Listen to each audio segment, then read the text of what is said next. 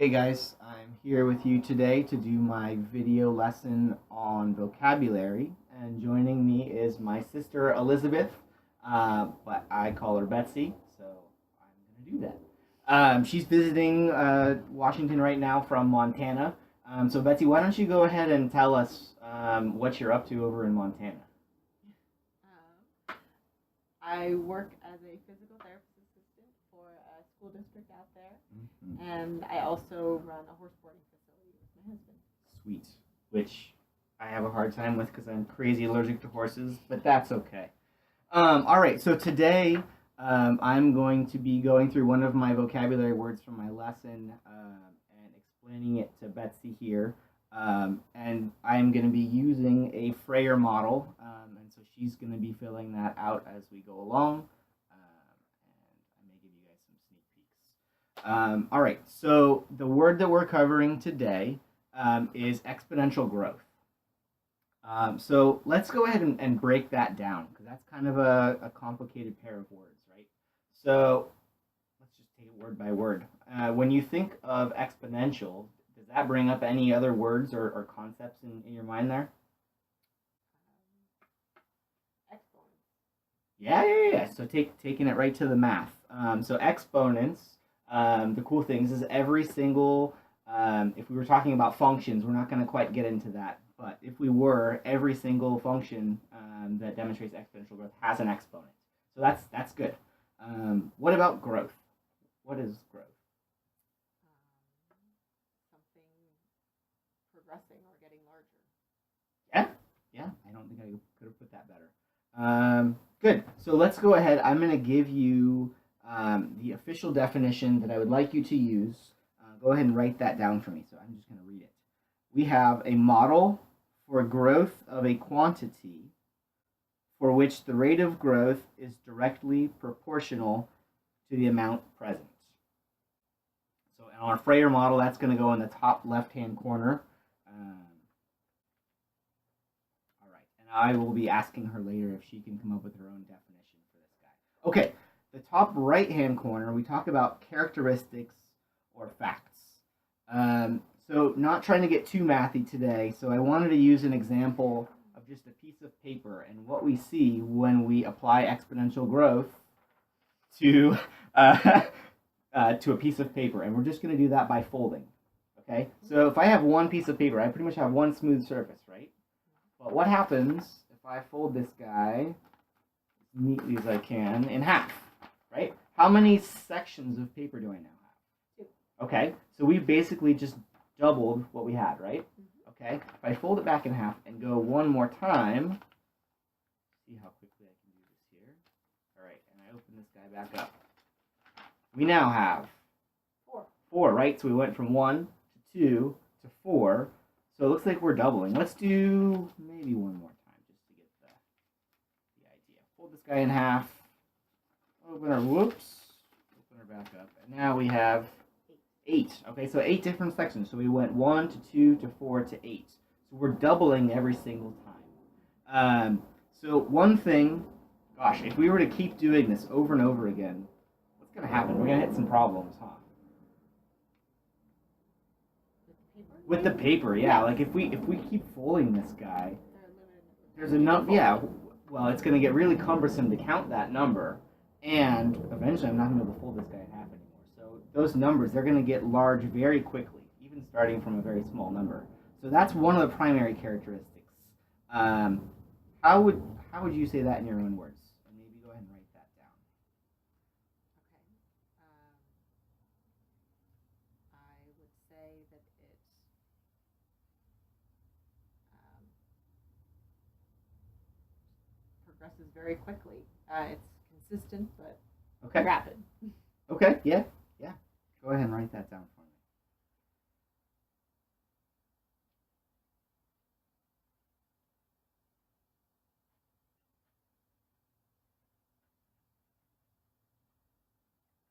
All right, consistent rapid growth. I like it. And maybe one thing that we could add to that, it really depends on how many of those things there are, right?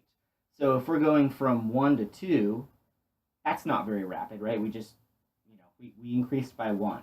But if we were going to go from, let's say 16, if we were to double 16, we jump up to 32. That's a lot more rapid than 1 to 2, right? Mhm. So the rapidity of our growth increases depending on how many of those things that we have.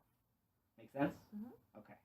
So one of the other things that the Freyer model has us cover is examples and non-examples. So I figure let's start with the examples first. Can you think of any examples in, just in your own life or things that you can think of that might incorporate exponential growth?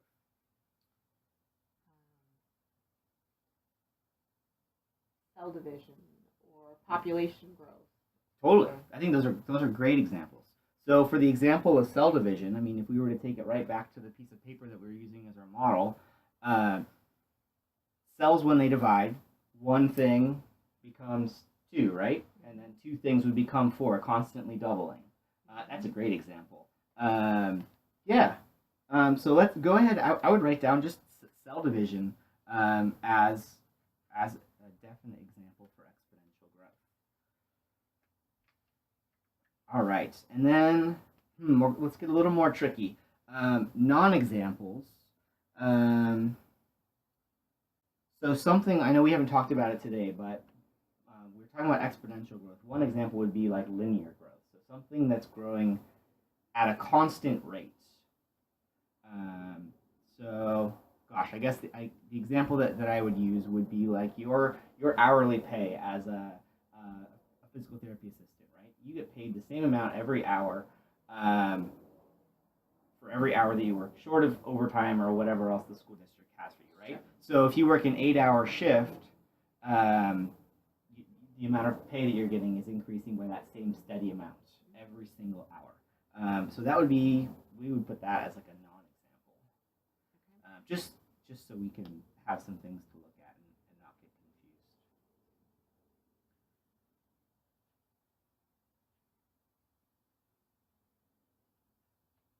Nice. Okay. Is there any other examples that you could maybe think of that would fit for a non-example? You can say no. Nothing else comes to mind. Okay, fair enough. Okay, so one last thing that I'll have you do, just to kind of recap this lesson. If I was to ask you to put into your own words just a nice, simple definition of what exponential growth is. Explain it simply. Yeah.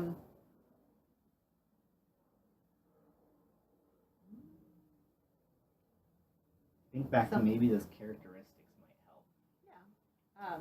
Something that grows by a consistent amount that can accumulate rapidly. I don't know how. Okay. I think that works for just a good basic and cursory explanation. I think it works great. Yeah, if we were to have more time, we'd get into some more examples and actually see how, if we were to model those, what an exponential growth function would actually look like. But we'll save that for another day. All right, thanks so much. It's been awesome having you out here. And for you guys, I will see you guys tomorrow. All right, thanks so much. All right, wanted to tack on one more thing here and just show you guys the work that we did with the Freyer model in explaining the vocab. So I'll just hold that up there so you can see. I can find my camera, huh? So we had the actual definition along with some characteristics that we would expect to see in a linear growth function, some examples and non-examples. And the reason why I like these Freyer models, especially when you get into the more complicated math, the non-examples I think have been one of the most powerful things that students have really gotten to use for seeing just slight differences in what works and doesn't work for those concepts. So being able to take those complex definitions and break them down using those characteristics is really beneficial for the students. So having those in a notebook that they can refer back to is really helpful. All right. I'll see you guys tomorrow.